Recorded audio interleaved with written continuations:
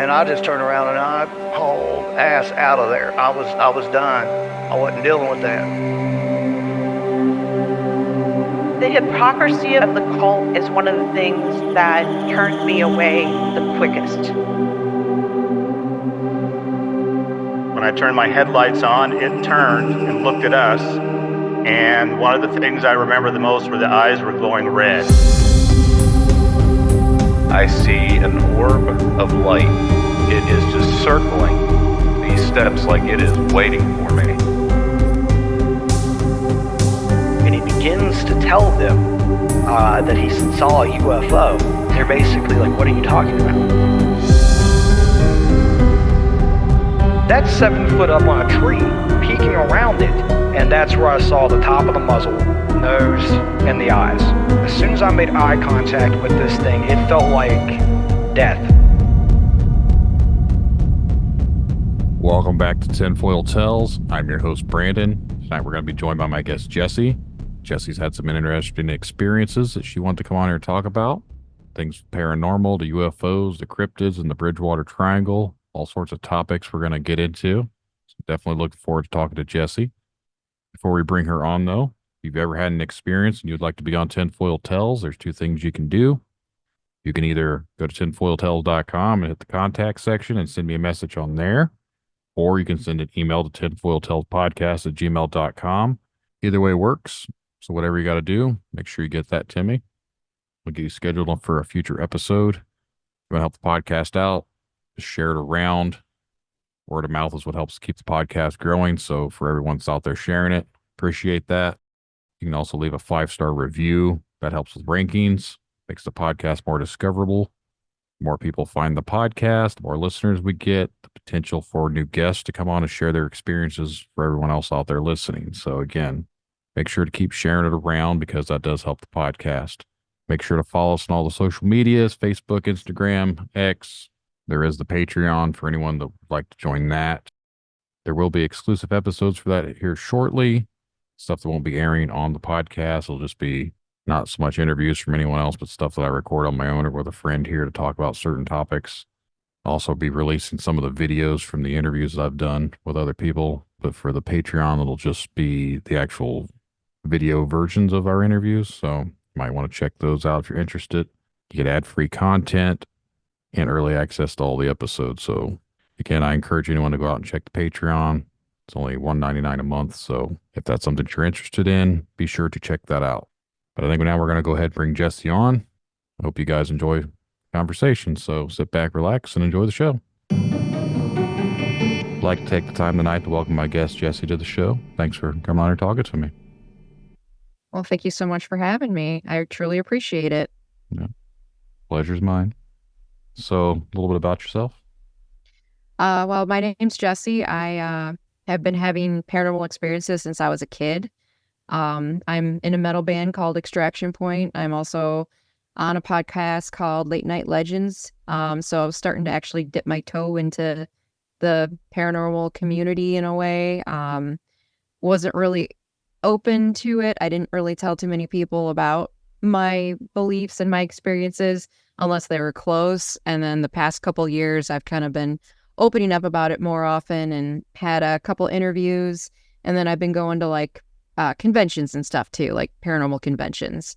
So meeting a lot of people there, hearing how multiple people have had the same things happen. It's kind of opened the door a little bit, if you want to say that, for me to start sharing things that I've been through.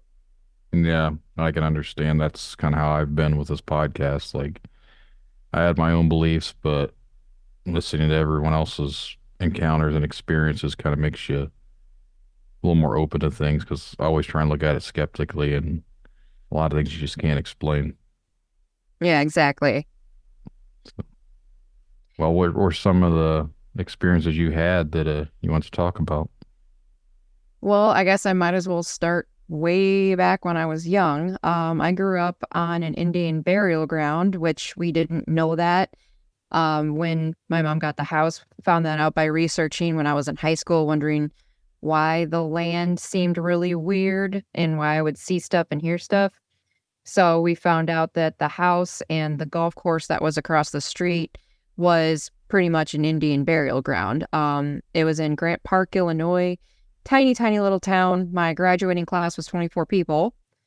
And the golf course across the street was named Minnie Moness, which was actually the chief's daughter was Minnie Moness. That was her name. So that's what they named it after.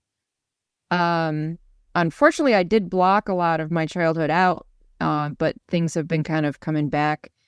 I would see 8 to 10 foot tall shadow things in the woods. They would pop into my bedroom every now and then. They always had either green or red eyes. One of the earliest memories I have was when my little brother was like really young. I think he was like maybe 2 or 3. He was still in a crib, and we were sharing a bedroom, and I woke up and saw one of those things in the bedroom and freaked out. So I actually went in the crib with my little brother so I didn't have to sleep alone. My mom has told me pretty much that she knew something was different and that I was experiencing things that she didn't understand or couldn't see or hear because of stuff like that. I would go sleep with my little brother in his crib, or I wouldn't go outside past dark, or I would tell her like the stuff that I would see in the forest, or I would, I think I slept with her until I was 13. So my dad passed when I was 10.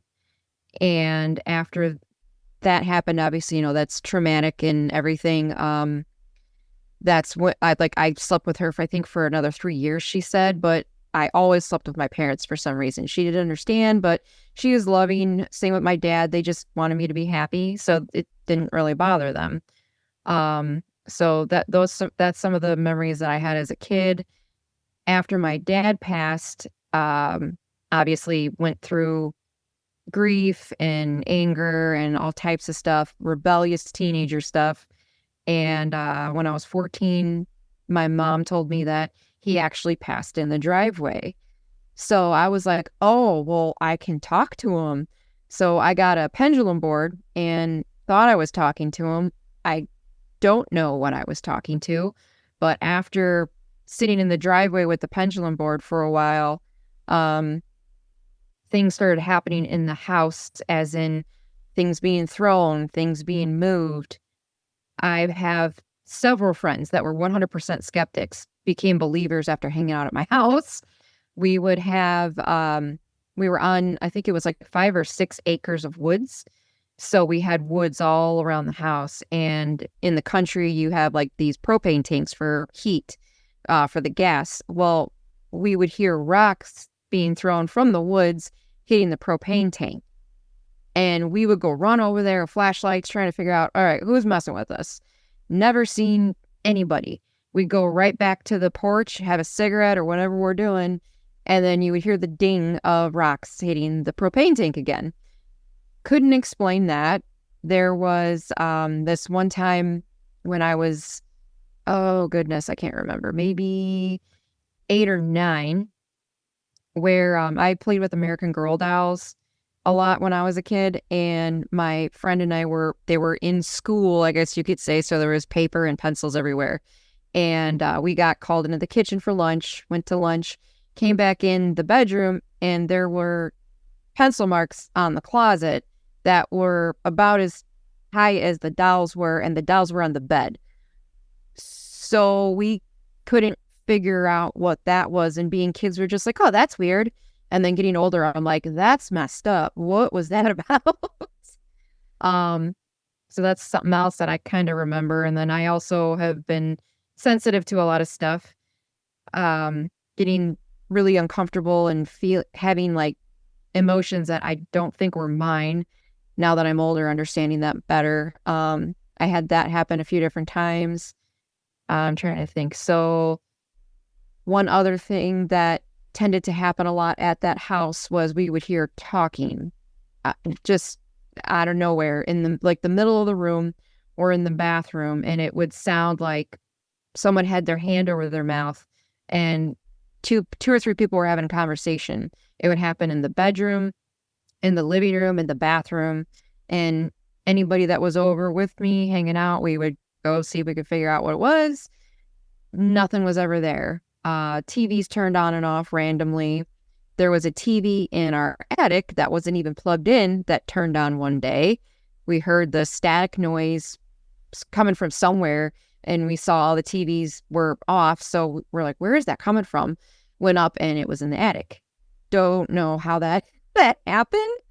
So that's something else that happened a lot at that house.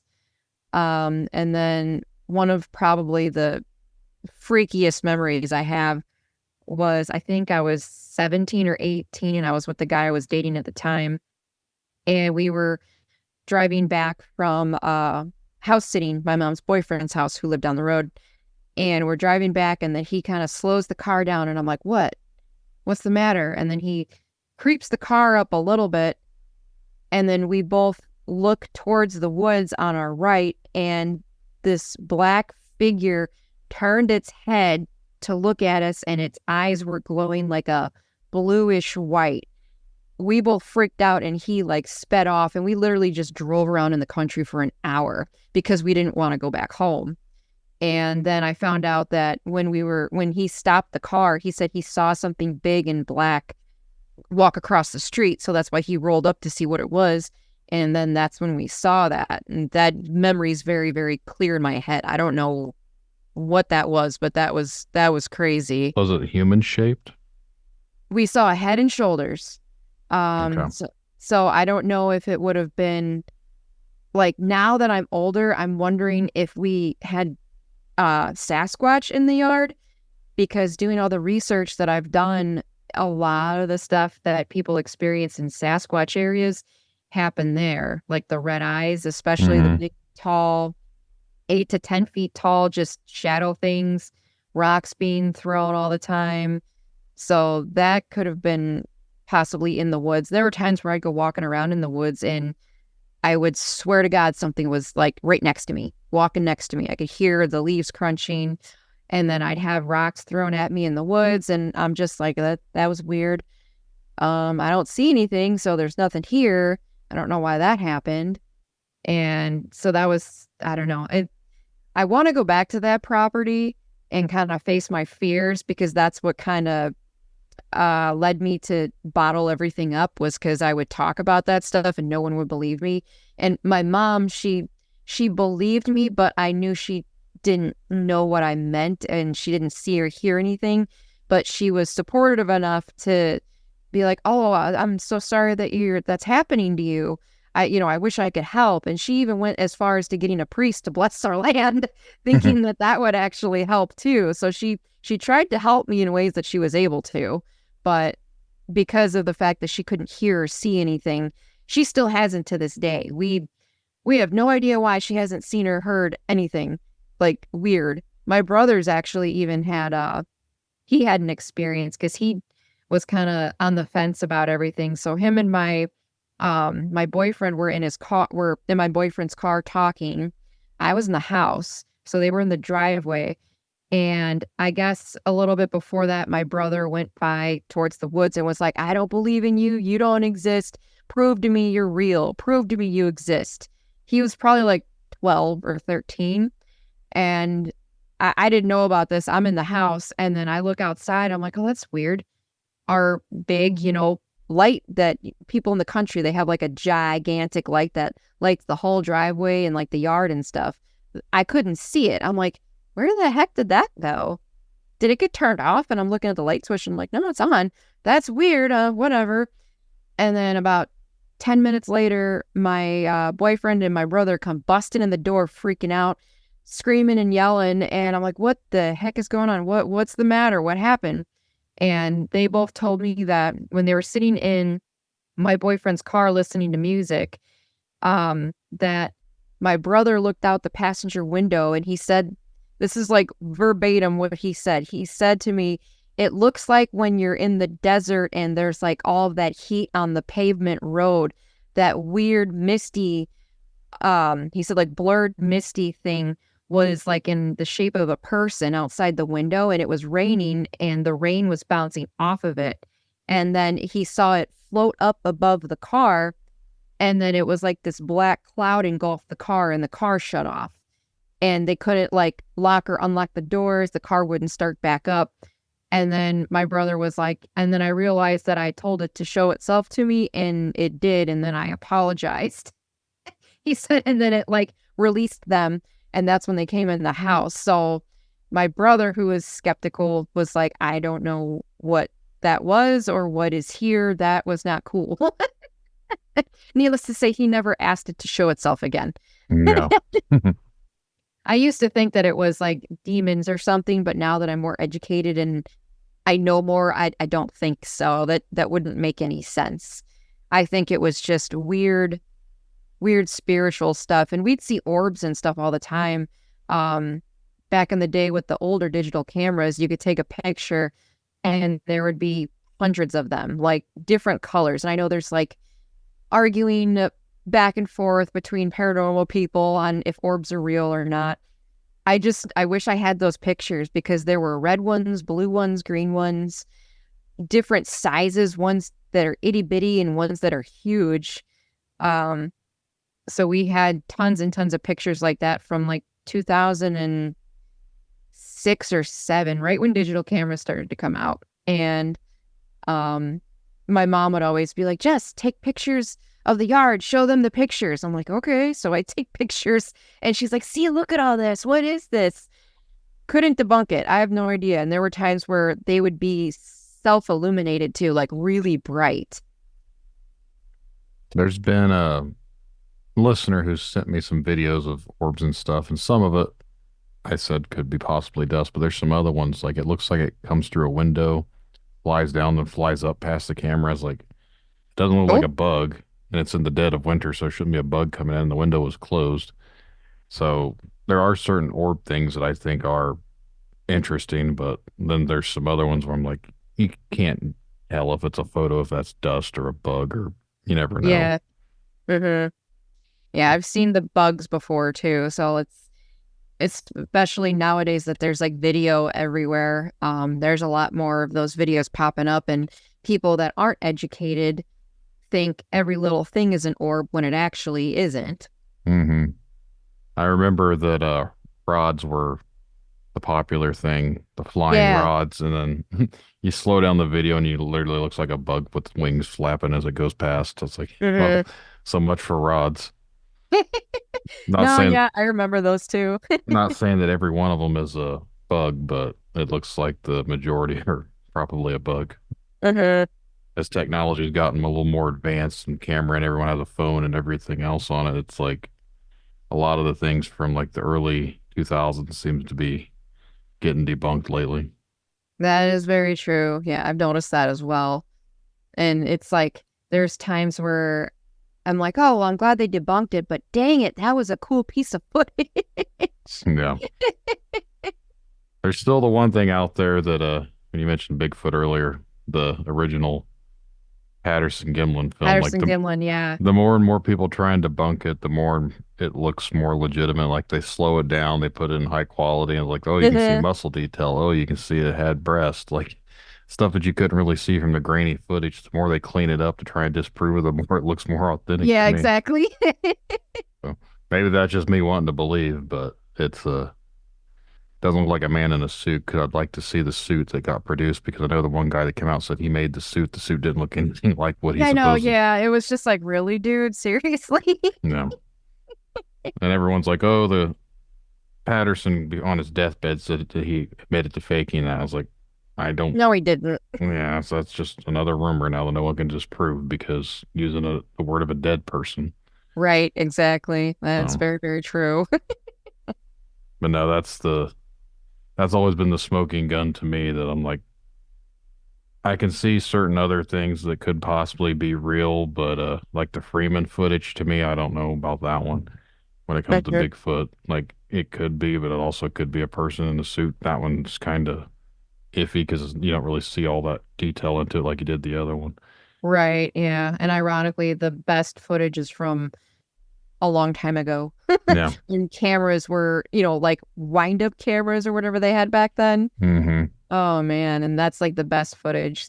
I do like older footage, though, because of that factor that, like, Well, I'm sorry, computers weren't around back then, so No, how did they fake that? it's a little harder to fake things back then. Nowadays, with technology, Uh-huh. especially with CGI, you don't ever know what you're getting into these days. That's true. I'm in like paranormal groups and stuff on Facebook and everything, and people will post up videos like, "Oh my God, you see this?" And it's like a UFO or a ET or something like that. And I'm just like, I really hate to be the jerk here, but that's not real. Or, oh, look at the old green orb in my picture. I'm sorry, sweetie, that's lens flare. Now Like you have I hate being that person, but it's got to be done. everything now I've noticed within the last 2 years has been the AI created art. Yeah. And they're getting very, very hard to tell the difference if they're real or fake because I've seen one recently in the last few months that was supposed to be like a Sasquatch is standing up. It was the picture like was taken from like the early 80s. It was just the back part of it. I can And kind of tell that it looks fake. And then someone that created it said it was fake, but it continues to get spread and all these groups as being legit. I was like, no, the guy admitted how he made it. He used CGI, like he used like an AI generated thing. He used like references for certain things for keywords and he explained how he did it. Mhm. And all these groups are, no, it's real, it's real. It's like the dude admitted it's fake, but you can't. Yeah, People want to believe too much. that is true. There are a lot of people that won't like see things or not see things that aren't there. Everybody has their own perception of reality pretty much too. So you could tell someone 100% this is fake. Here's the person. He's telling you it's fake and they still will believe it. Or you'll have the opposite with skeptics, like somebody that completely does not believe in anything and you could give them a Bigfoot body and they still will be like, "No, that's not real. That's fake." So it's like both ends of the spectrum. I try to go, I dance the line, but I Yeah. try to be right in the middle. I try to debunk first, and then I'll say it's something weird. But being introduced to like the weird so early in life, I automatically have already had like I have more of a believer side than a skeptic side. But in you gotta be skeptical with a lot of stuff though as well, like going ghost hunting and stuff when I was young, trying to debunk stuff first, like I wish to God I still had this footage because it was a VHS tape, and you can't really like fake VHS tapes anymore. Yeah. Uh, so a couple friends and I we went up to this graveyard, and it was June 6th, 2006. So, 666 day or whatever, way back then. So we're like, oh, let's go ghost hunting. So we went ghost hunting and got the night vision cameras and everything. I was the EVP person, so I had the little digital recorder that had the mini cassette tapes. They don't really make those anymore. And we're walking around, and like there were times where I didn't feel right, or it would get cold, or weird stuff like that. Or one of my friends saw like an orb like go in between two tombstones, little things here and there. We didn't really think much of it, and then we're like, okay, we're gonna go home and look at the footage.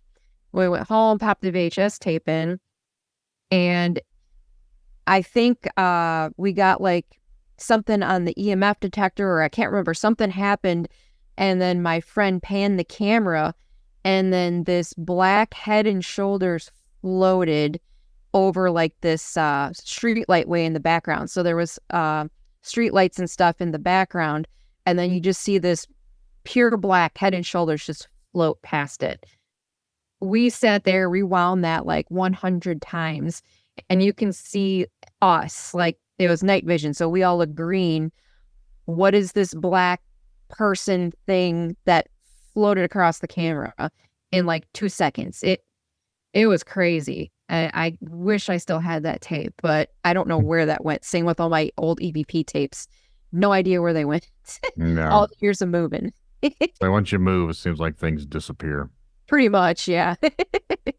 I used to have something recorded years ago. This is when I was still in high school. It was on the old VHS, the big thick VHS tapes, like the big. Yeah.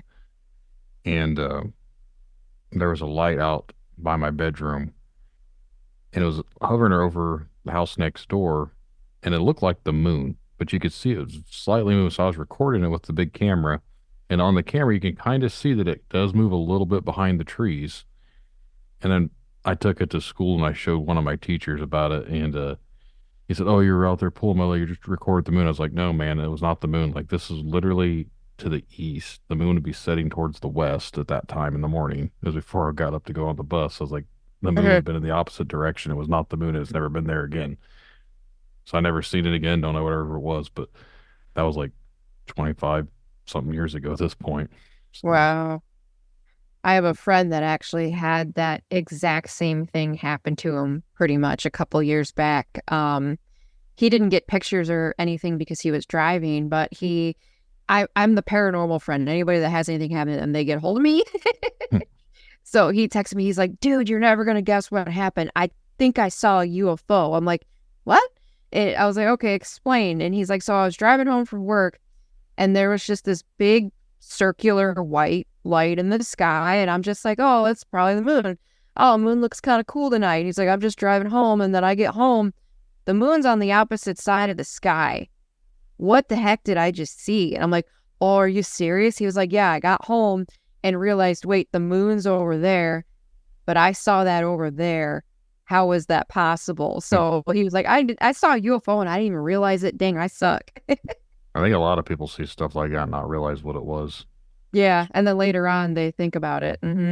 Strangely enough, I talked about it on another podcast and a recent one that I'd released, but a few months back, out our backyard, it looked like there was a orange glowing, it almost looked like a flare, except it was stationary and then it went up a little bit, then it just completely disappeared. If it was a flare, I figured it would drop down, Right. but it didn't drop. It just went up a little bit, kind of moved behind a tree, and then just straight up blinked and was gone. And then about a month ago, we were coming home, and my wife and my kids seen it with me. But right in front of our house, like up in the sky, I thought it was well, whatever that Elon Musk thing is, not Skynet. That's Starlink. Starlink. I was going to call it Skynet. That's like Terminator shit. But Right. but Starlink, I thought that's what it was because there's like multiple little dots in a line, but they weren't going in like a direction. They were just like stationary, and they weren't. It was almost like zigzagged. And I had my wife try and record it with my phone, but for whatever reason, you don't really see it on, like if I try and send it to people, it doesn't show it quality wise, but on my Yeah. phone, you can still see it.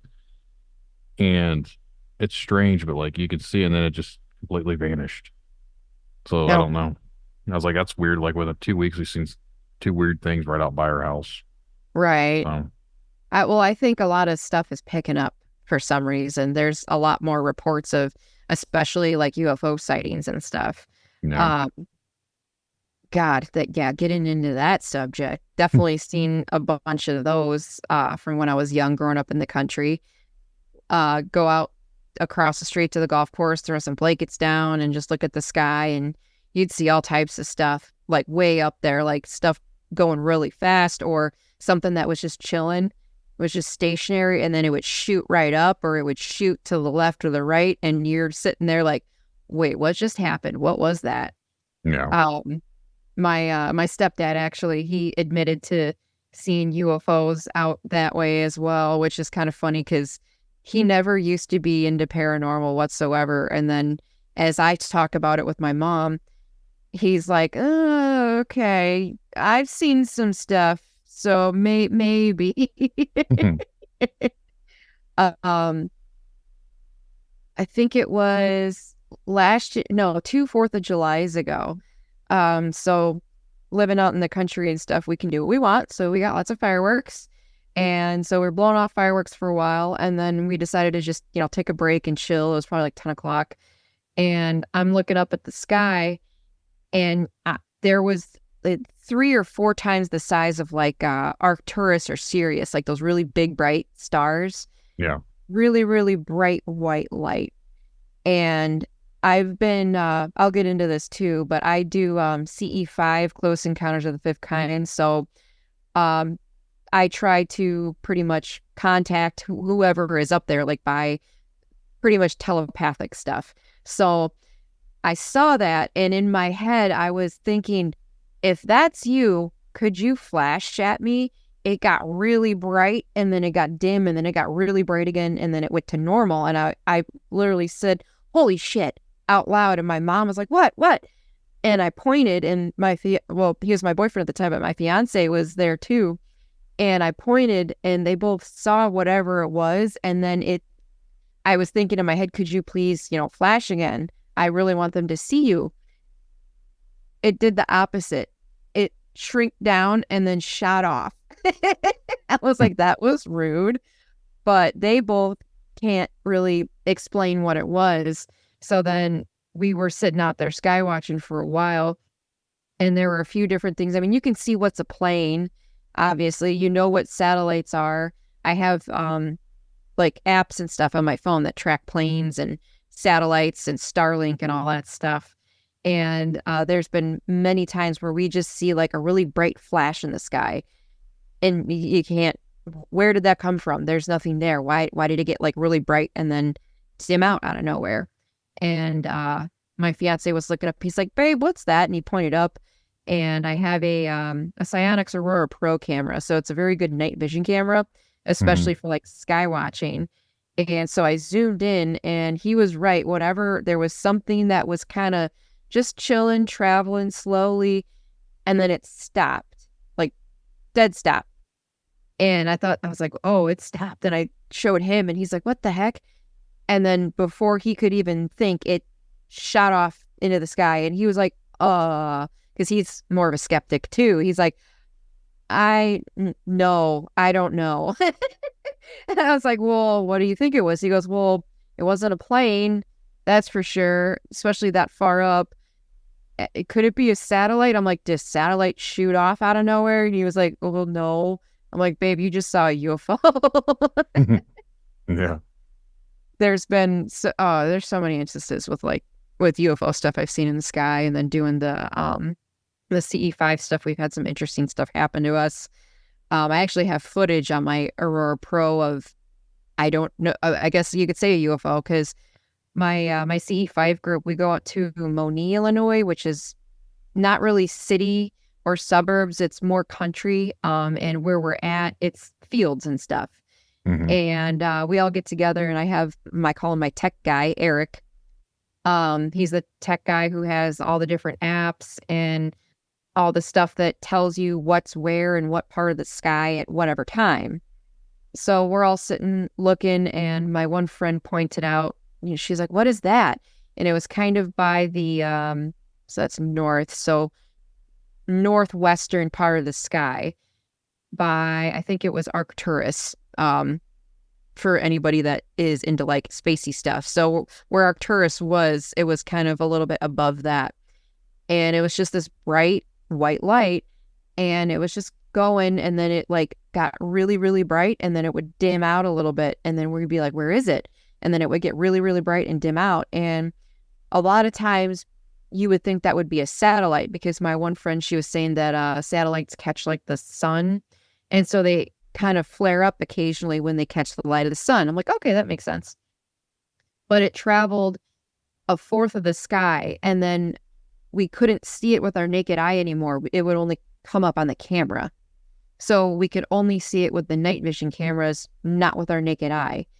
And Eric was like, hey, what's the time? What time is it? And I was like, it's 9:05. So for 10 minutes before that and 10 minutes after, he looked at all of his data stuff, and there were no satellites, there were no planes, there was nothing in that section of the sky around that time. And I've got that on camera. So I'm just like, sweet, I got that on camera. Do you still have that then? Oh yeah, I still got it. Yep. I'd love to see it sometime. Yeah, I got to figure out how to I got a new computer too. So I'm still learning how to work my new laptop. So I need to get like the little tiny SD card and put it in there to see if I can upload it and stuff. Still learning technology stuff. So that was interesting. I can't explain that, especially since my tech guy was like, I don't know what it was. I can't explain that. It wasn't a satellite or a plane. There was nothing in the sky at that time. Yeah, so there's a lot of weird things I've looked up in there, and you see things moving. I was like, I wonder if that was a satellite, because it's not blinking, but you see something moving. Yeah. And then it just looks like it disappears. Like, okay, well, satellite wouldn't have disappeared. That's strange. Yeah. Mm-hmm. Um, Or see stuff stop and then zip off another direction or go like do a 90-degree angle and stuff. I remember when I was a kid, and I think it was the Hale-Bopp comet or whatever, Haley's comet, whatever that it Yep. was called back in the 90s. And I remember that my dad went out and tried to videotape it with the old VHS camera. And again, I wish I knew where these tapes were, but like you could see him filming that, like you could see what he was filming, but he couldn't see it. But on the tape, you could see like a little blinking light. It went on this side of the comet, and then like it went over here to this side. You could see it like moving around the comet, Oh, which was wow. strange. But he didn't see anything when he was out recording it, but you could see it on the VHS tape. I was like, man, I wish I could find that now. Like as a kid, I didn't think anything about it. Like back in the 90s, I was like, oh, the X-Files, aliens, cool. Right. But like I didn't like nowadays, like, man, I wish I could find that crap. I know. Yeah. All this awesome footage that we have that we didn't really think about. And now we're older and we're like, well, shoot. No. Ironically, though, I was watching that same comet when I was a kid. That was also the Phoenix Lights night. Yeah. Yeah, the famous Phoenix Lights was the same night because everybody was outside, looking at the comet, and then they all got video and saw whatever that was huge ship over Phoenix. hmm That was one of the things I always thought was interesting too as a kid, because that was, I think, in like 97. Mm-hmm. And I remember the news showed it. And then like a couple days later, the governor brought out this big alien in a suit. And Yeah, I was like, they made it a big joke. And then I don't remember if they claim it was flares or what it was, but the whole thing seemed to be, I think, obviously I'm tinfoil hat guy over here, but I always thought the whole thing was covered up. yeah, no, it was. No, the governor's come out and said that he saw it as well, and that's why he made fun of it, was because he didn't really know how to feel about it.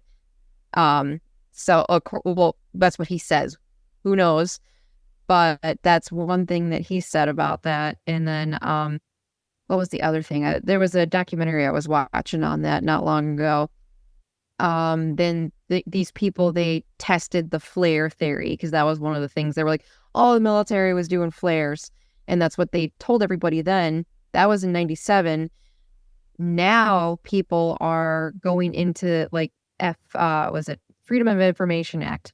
hmm People are getting documents, and they've got documents from that night, and there was no air traffic whatsoever, no exercises, no nothing that day on the documentation. So I thought that was kind of interesting. I enjoy people investigating things that happened like a while ago that seems a little weird or seems like it might have been covered up, and people are digging into this stuff now.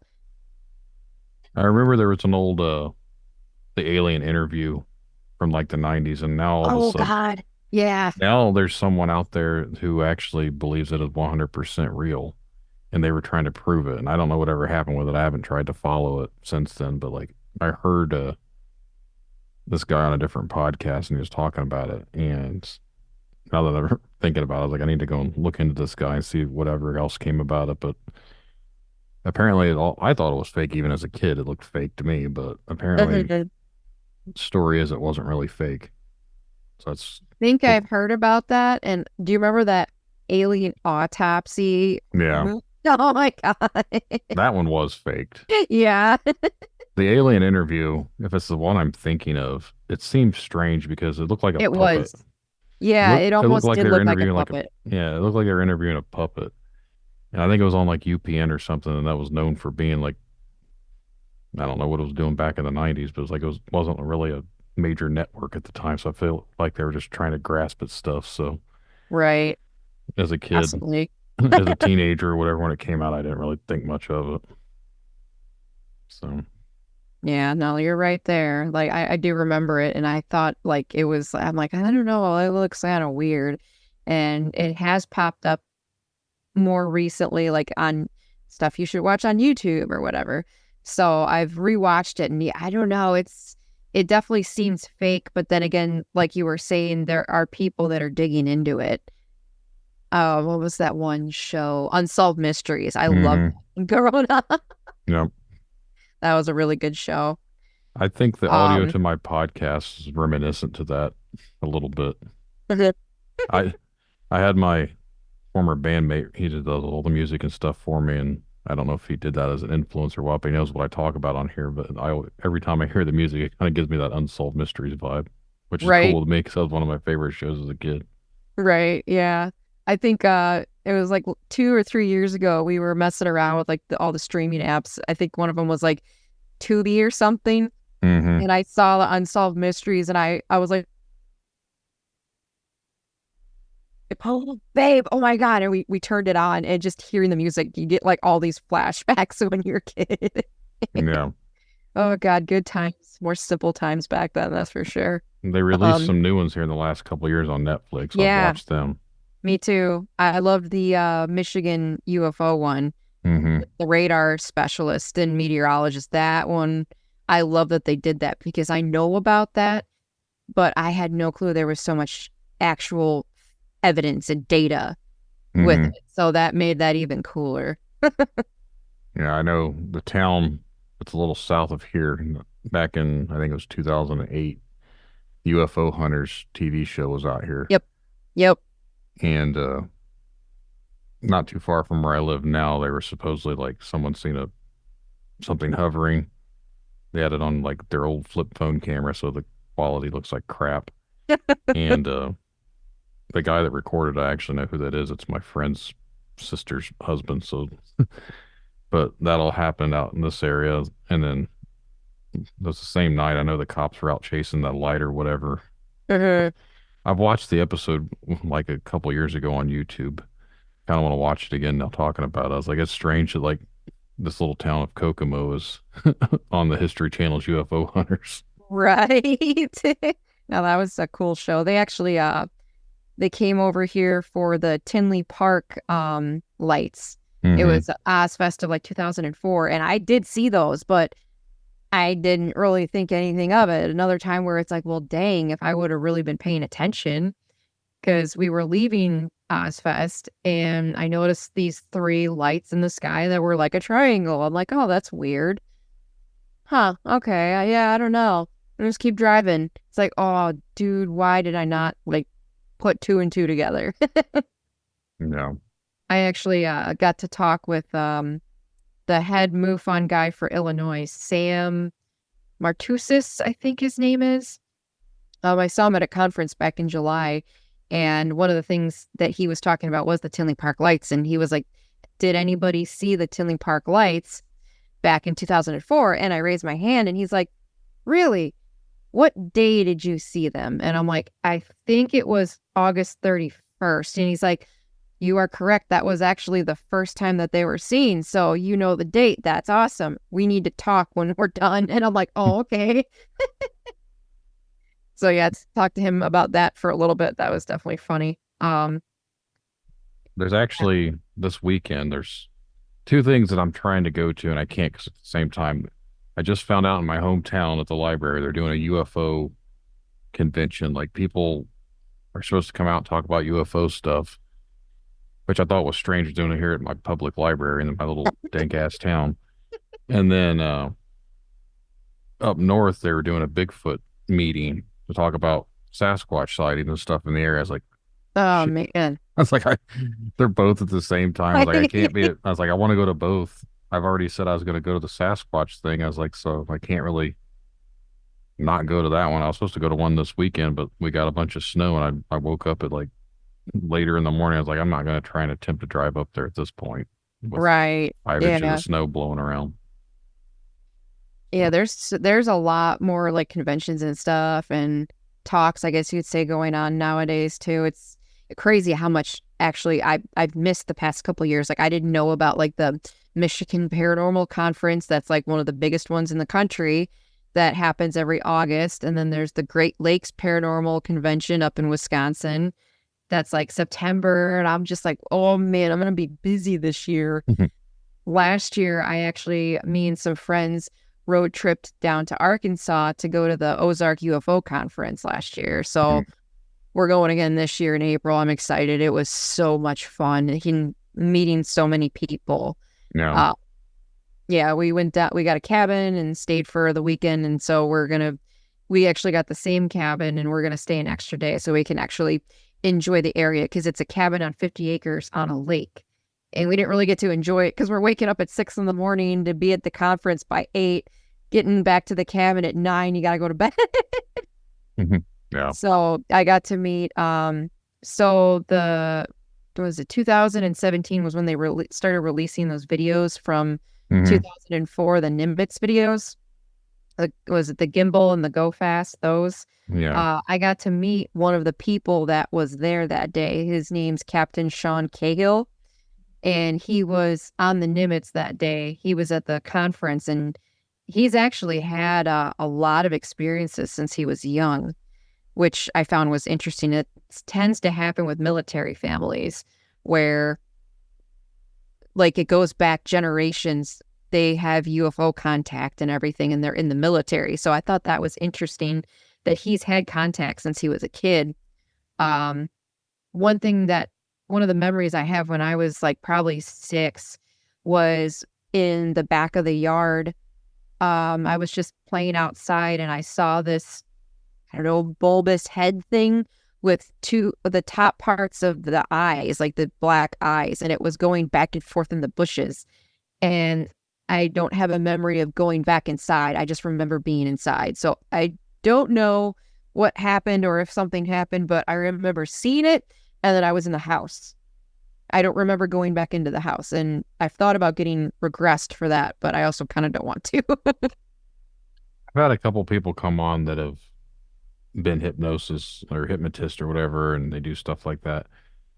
And I even straight up told them, like, I'm a little sketchy when it comes to hypnotisms, because I don't know what, not that I wouldn't trust people, but I don't trust people. And I don't, I wouldn't want someone putting in like a false memory, not by intentionally doing it, but like asking questions and manifesting some sort of fake memory in there. So then all of a sudden I'm talking about something that didn't really happen. I don't know if that's a possibility or not, but actually, it kind of is. I don't know if you've heard of Greg and Dana Newkirk. No, I'm not really familiar with them. Okay, they're a couple that they specialize in like haunted objects and occult stuff like that, and that's just how they are. They started researching haunted objects, and then people started giving them stuff, and they have like this huge collection of stuff. But one thing that they did, they have a documentary on Amazon Prime called Hellier, Hellier. Okay, yeah, I know the show. Okay, yeah, and then they just did The Unbinding was one they just did. Well, because they like to do experiments, like just in general. So one of the experiments they did was they had their friend get hypnotized, and the hypnotist didn't really give too many suggestions, but this guy did not believe in UFOs, did not believe in aliens, didn't think any of that existed. And then after he was hypnotized, I can't exactly remember what the hypnotist said, but he said, like, so you see that you're in like a field and you see this light. What's happening? And I think they were trying to see if somebody could get abducted when they're being hypnotized. So like their brain is being, I guess you could say, taken over. And they were curious if somebody could actually be abducted and have abduction memories. Mm-hmm. And he ended up, when he was hypnotized, he was saying that, yeah, he went on this ship with these people and he didn't like it. But when he came to and was himself again, he didn't remember any of it. And he just is scared of UFOs and ETs now. He doesn't know why. So, yeah, I can't remember if that was I think it was in Hellier when they actually showed the footage of that. So if you're curious about that, it's in that show, because I remember seeing that. I watched Hellier, but I don't remember much of it. Like, I remember I watched it, or it was on in the background, so I wasn't really 100% paying attention. Yeah. Mm-hmm. Yeah, because when we first moved into this house, there was no internet for the first year. Like, okay. So I was streaming stuff from my phone, and it was We live out in the country, so it took them a little over a year before them to bring fiber out this way. So when it finally did, I was like, oh, I finally have internet again. That was that's a horror story all in itself, is trying to live life without having internet when you're work and everything. Your kids need it for school and everything Mhm. else. So country living, I guess. But we finally got our internet installed, and but during that time I was trying to stream stuff, using my phone as like a hotspot to try and watch stuff on TV. And I remember I was trying to watch Hellier, so I don't know if I ever finished it or not, just because it was taking forever for it to download. Because even where we live Right. now, we have crappy cell phone service too. Yeah, no, I know how that is. I used to have to lean my phone up against my bedroom window to send a text message. Yep, that's how it used to be too. A couple of years ago, Yep. even when I lived in town, it was the same way. Like I'd have to go over by a door or a window to get some sort of service. Yep. Where we live now, we have a metal roof, so I think that plays a part into it as well. Oh, yeah, probably. Now, the house has a metal roof on it, so I was like, I wonder if that's part of the reason why we get crappy service inside still. Mm-hmm. But Yeah, it's a possibility. Um, yeah, there's 2 seasons of it, I think. And I know there's a third one coming out because I actually saw Greg and Dana Newkirk in October for like I don't really want to say conference, but like they were traveling around talking to people or whatever. mhm. Uh, and that was what they were saying, that season 3 is like pretty much done. They just don't. It's got to be edited and stuff. So I'm like, oh, okay, cool, because I just watched the first 2 seasons of it. I don't Uh, know if you can notice behind me, but like one of the photos, like back here, mhm. that's a Kentucky goblin. Oh, okay. Oh, Yeah, that's awesome. yeah. It's hard to see with it being green and everything, but it even says at the bottom of it, Kentucky goblin. So Mhm. that's my friend Easton Hawk. He's an illustrator, draws stuff like that, an artist. So he's got all sorts of cryptids, and that was one of the ones I got from him, just because the Kentucky goblins. That's always been Oh, something yeah. that story's always fascinated me. And what's funny is I've heard about it, but I didn't know too much about it until watching that show. And I'm like, oh, wow. How have I not dug more into this? Speaking of like cryptids and like little goblins, I since I like kind of am a little bit more educated, I wonder if they're puck wedgies. So on the East Coast in Massachusetts, especially like the Bridgewater Triangle area, Hmm. there's these little things called puck wedgies, and they're known to be like kind of tricksters and stuff like that. So when I was watching Hellier, I'm like, oh, I wonder if that's like the same thing, just a different name because it sounds similar. Yeah. Wait's actually, by the time this episode comes out, the episode I recorded will already be out too. I interviewed, I don't know if you've ever seen Exploring with Phil. He does a lot of Bridgewater Triangle stuff. Oh, yeah, actually, yeah. Yeah. I talked with him about a month or so ago, and we talked about puck wedgies and stuff that he had run-ins with too, like he communications with them, he thinks with EVPs and other things. So that's an interesting episode. Oh, I'll But definitely have to listen to that then. That's cool. but yeah, they're where I live here in Indiana, there is to the south in Anderson, there's Mountain State Park, and Okay. there's been all sorts of rumors and stories Yep. of people encountering little humanoid creatures at Mountain State Park. What's funny is I didn't know that until just recently too, because I was looking more into research stuff with the triangle after having experiences out there. And Chris Belzano, he's actually on the Bridgewater Triangle documentary. Hmm. He went out to that area and they were having a lot of weird things happen. And he was saying, he's like, to this day, he can't explain some of the stuff. Like they saw like they didn't know what it was. It was like a deer, but it just appeared out of nowhere, and it acted like I can't remember his words, but it wasn't acting like a normal deer would. And then he said it just disappeared, and they felt like they were being washed like that whole time. And then there was something else that happened that oh, it's gonna drive me nuts now. I can't remember. He was talking about it on a podcast actually. So I just recently found out about that area. And I'm like, how far is it from where I live? That 4 hours isn't that bad. Maybe I'll go. Yeah. No, So Bridgewater Triangle topic. That's definitely something I've researched a lot more lately because I've been there. So my fiance and I have been going out east a lot to Massachusetts. Originally, we went there to go see Nightwish last year in May, and we just fell in love with the area. Like Boston, the history, all the hiking, the ocean, like we love it out there. So we went back in June for our anniversary, and obviously we went to Salem too. Salem's very, very awesome and very, very haunted. And then we also... I wonder why. Right? And then this past October, early November, we went back to see Depeche Mode in Boston. So I had a whole hiking paranormal trip planned out this time around. So we went to the Hockomock Swamp, which is, like 17,000 acre swamp that unfortunately a lot of Native Americans were slaughtered at. And one of the most popular things around that area are puckwedgies. So what happened to us when we were out there, and I didn't really, I'm not like, oh, something's going to happen. We're in the Hockomock Swamp. I'm just like, oh, we're going hiking. This is fun because it's fall and all the pretty colors and everything. And I'm in a really cool area that I've been wanting to check out for a long time. So I had the intention of being in there for 2 or 3 hours, walking around and stuff. Well, 15 minutes in, I don't feel so good. Whenever something's around me, I just know it. I can sense it. And I got this punched in my gut feeling.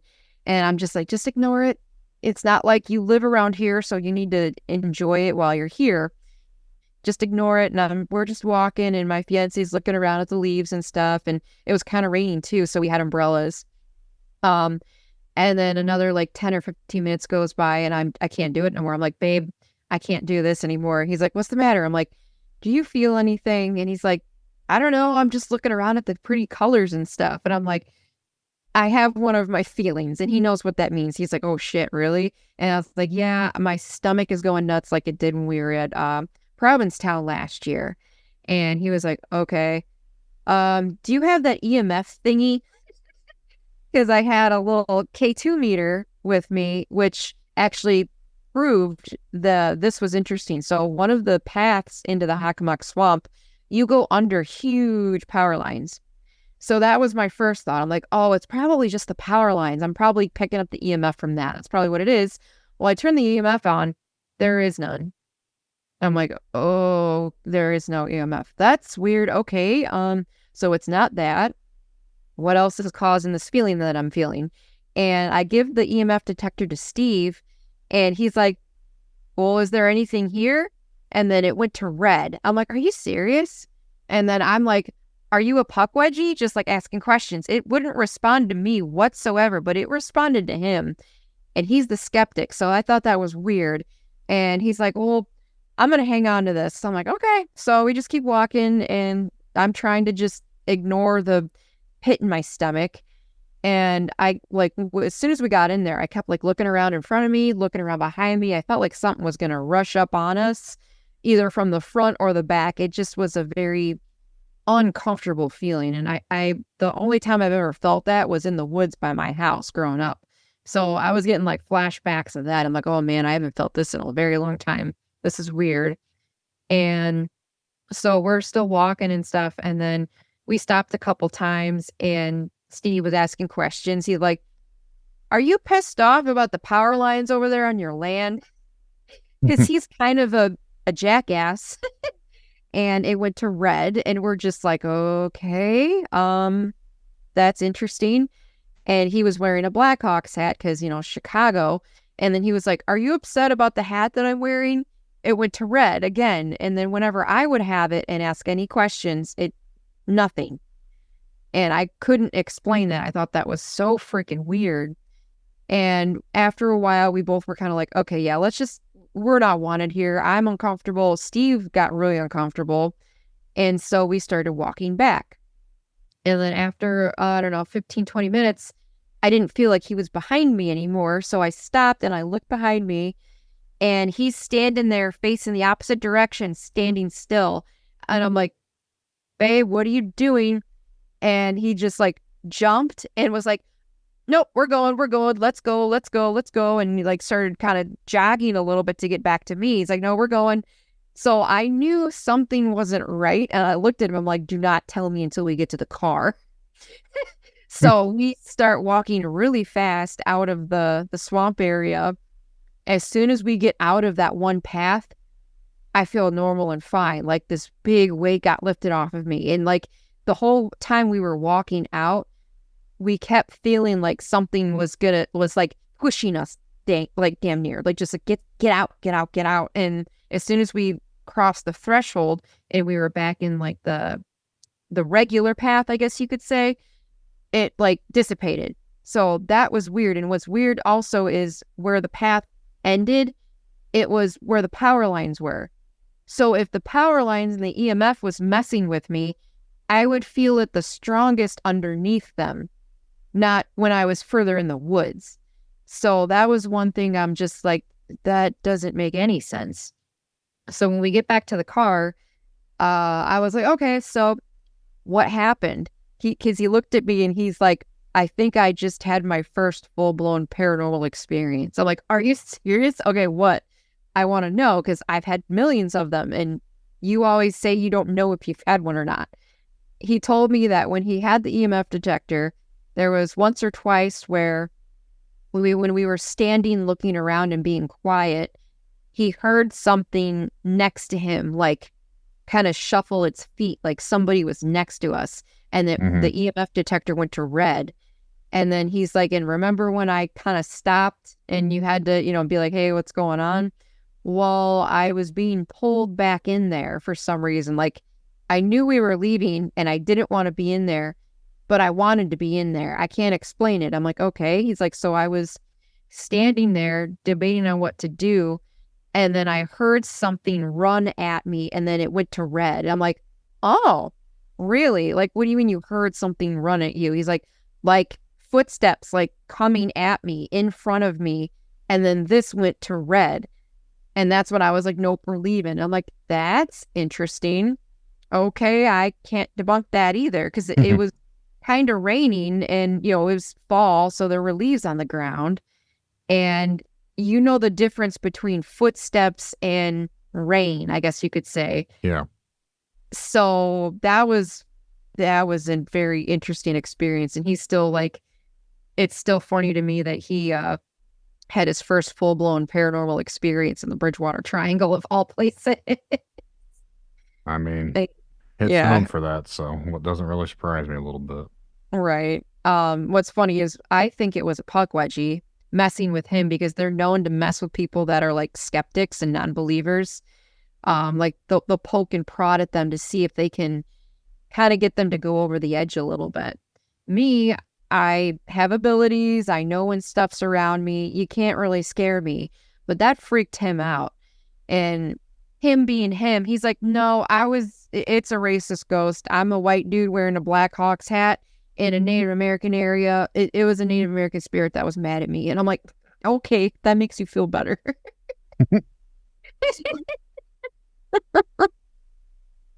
Yeah, So, I don't know what to think when it comes to things like that. I've never seen one to my knowledge.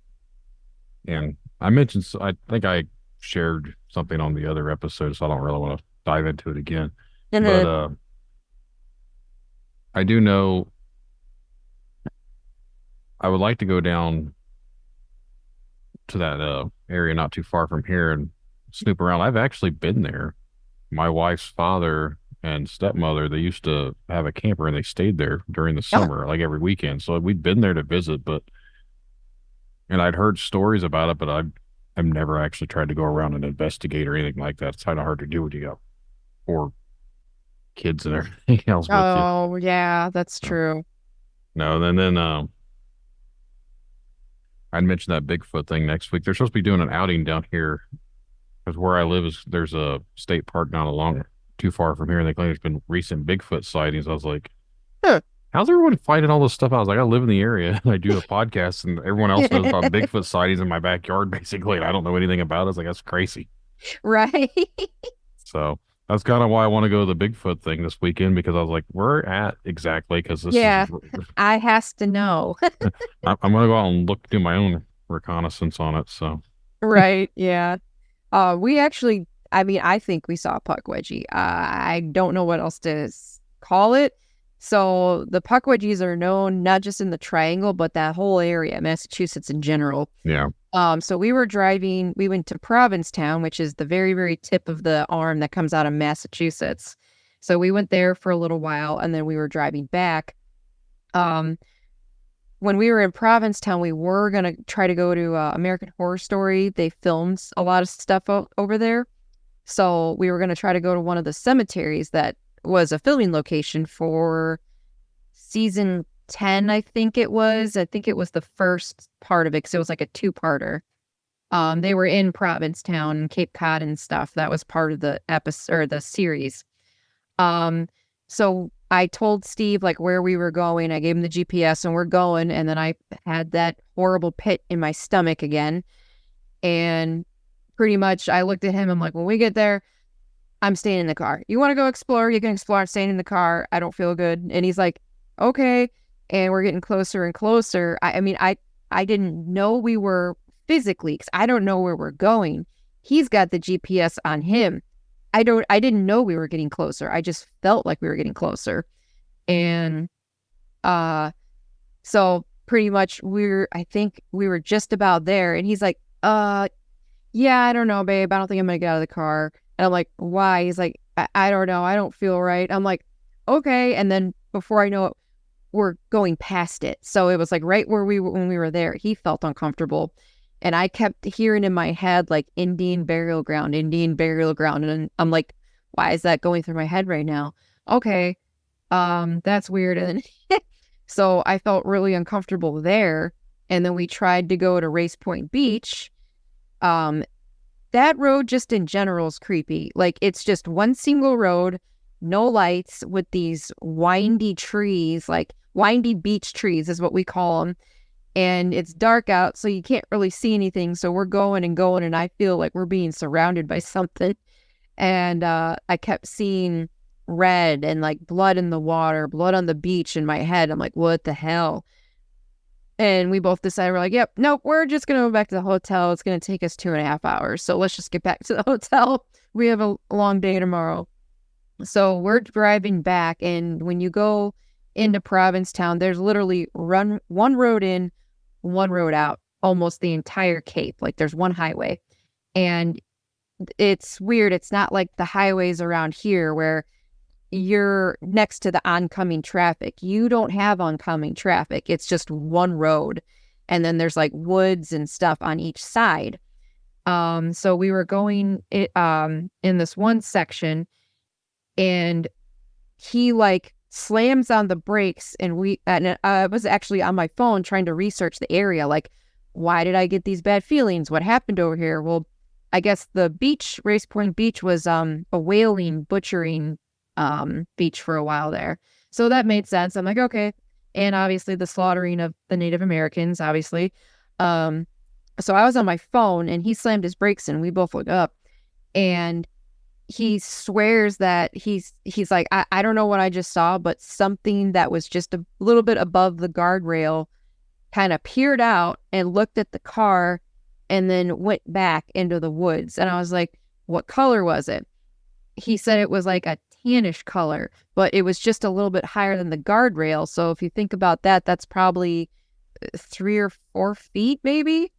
And he said it was like a tan color and he saw it like lean its head out, like put its hand on the guardrail, lean its head out and then go back.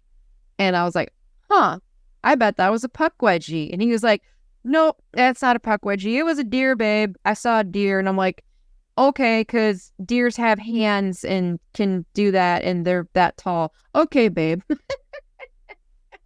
So that was last year. So last year that happened around Provincetown. And then this year in October was when we had that experience at the swamp. So those were some really interesting things. That whole area is just amazing. We went to Freetown Fall River State Forest as well. And we've been to the Lizzie Borden house, which is pretty much in the triangle.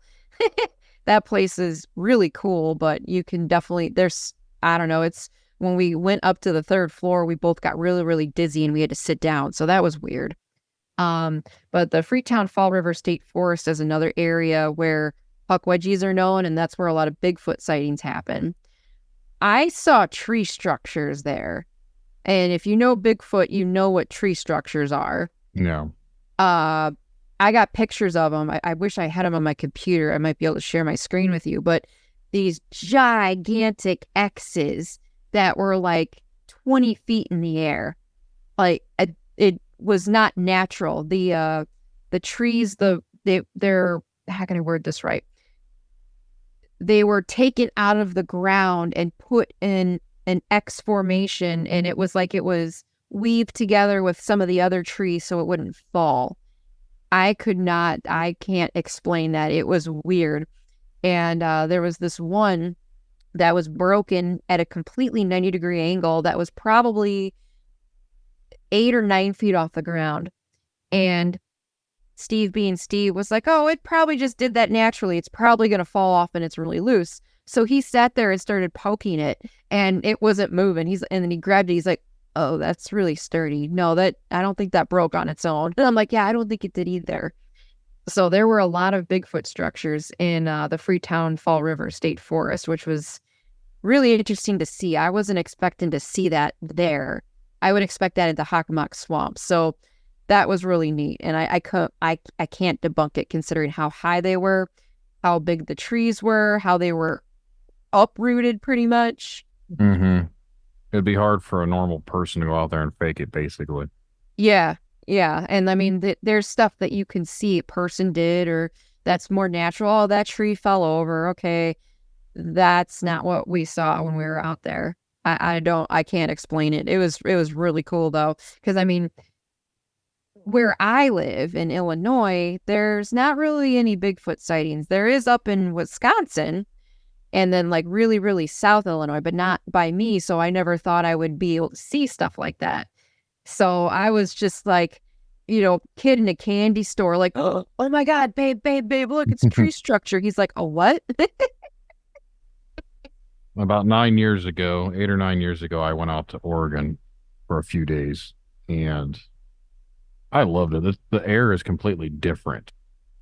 And we were at Hood River, which is right up on the Washington state line. Mm-hmm. So that whole area, I was like, I could totally tell why people say there's Bigfoot out here because just the environment itself, it's just vast and wilderness and pine tree forest, everything else. I was like, yeah, I was like, I could see where something could be living out here. But that's I got a Bigfoot magnet from there. That was my memory from Hood River, Oregon. So yeah, I want to go out that way one day. I know it's Bigfoot Central out that way. It'd be so cool. I would love to have like a full on, Class A sighting one day, even if it's just for a split second. That would be so awesome. I've seen ghosts. I've seen ET beings. Haven't seen Bigfoot yet. And I've seen a Thunderbird once when I was younger. I mean, that I don't know what else to call it. It was a gigantic bird flying over the woods where I grew up.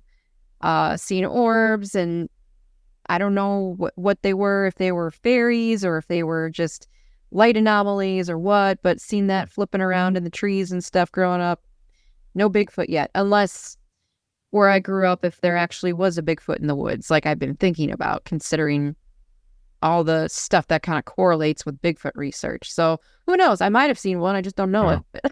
You mentioned the Thunderbird. I'm supposed to interview someone here recently that saw a Thunderbird in the Bridgewater Triangle.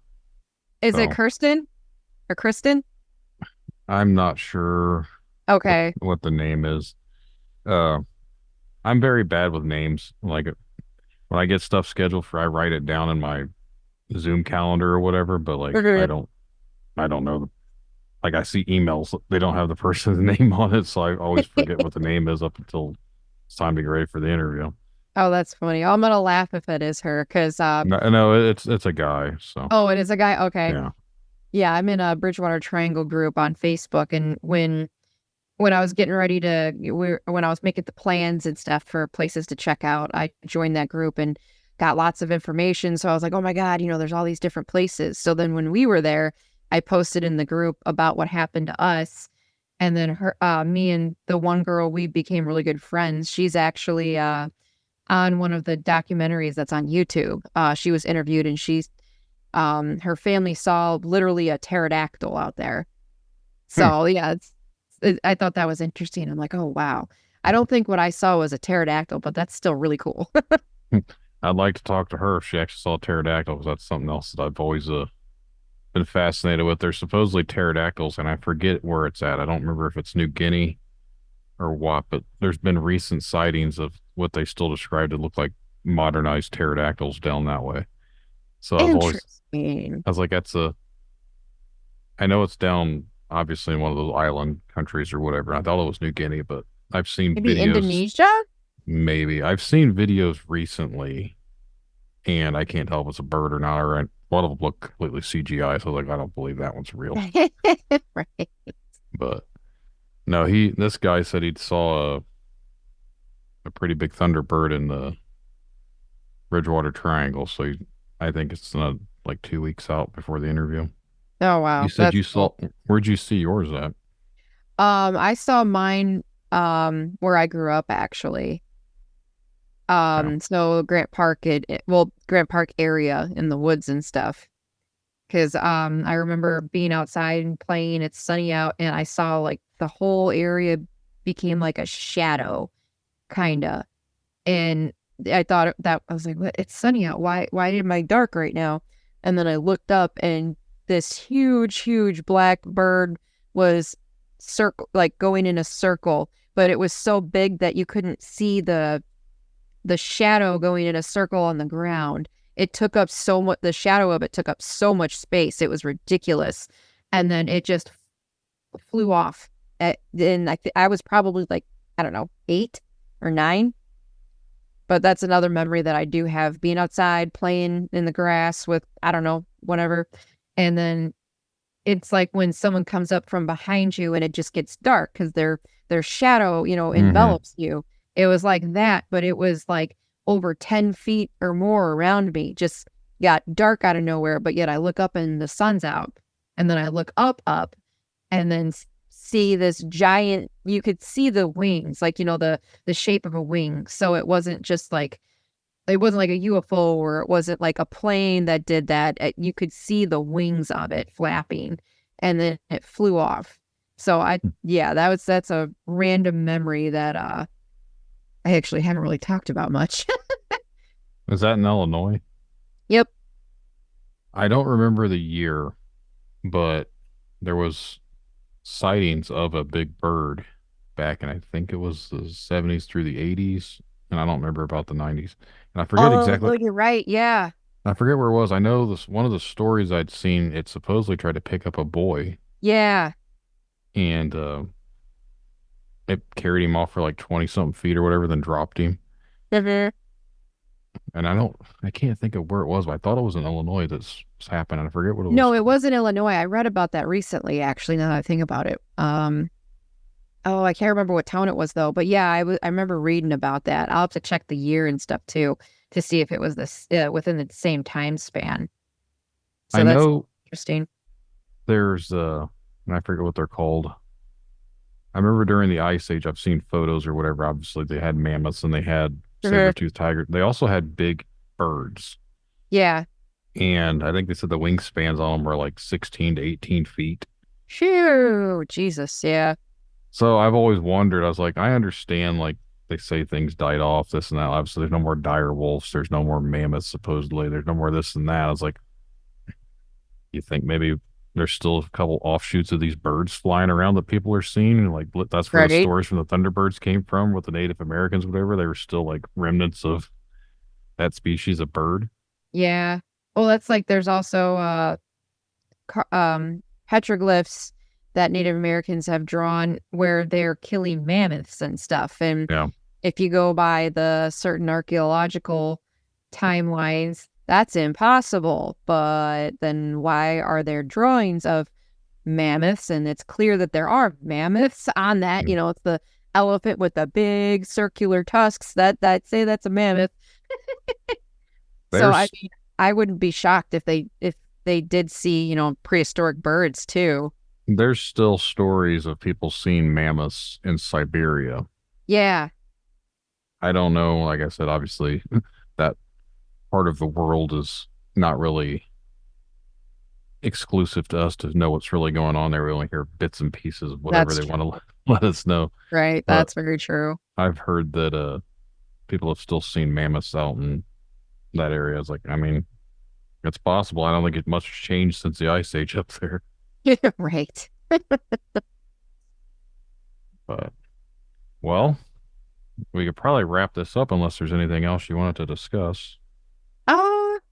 No, I think we covered quite a bit today. It went by really fast. Yeah, that's what a lot of people have told me. Like, how long we been on here? I was like, over an hour. They're like, oh, really? Yep. So I was like, I guess that's a good thing that people are interested in talking, and it doesn't seem like it's taking forever and dragging it out. So. Right. Oh, like I was saying, once you get me going with the stories, I'll just keep talking about them. No, that's fine. The more we hear, the more interesting it becomes, I think. There's a lot of stuff out there that people see and encounter that they can't explain. So I feel like a podcast like this, someone takes a listen to and they're like, hey, I had that same type of experience. Maybe I'm not crazy. Yep, exactly. That's kind of what got me talking about stuff now. So Yep, that's kind of why I do what I do. Just to give a platform for everyone, and hope anyone listening, if they've ever had an experience, they don't feel like they're the only one. Yep, 100%. Well, Jessiy, it's been a pleasure. Appreciate you coming on here talking with me. Yeah, thank you so much for having me. It was fun. Maybe one day I'll be on again, and I will probably give you some recommendations for people to talk to. Yeah, I appreciate that. Yeah. Well, you have a good night. You too. Thank you. Talk to you later. Bye. Bye.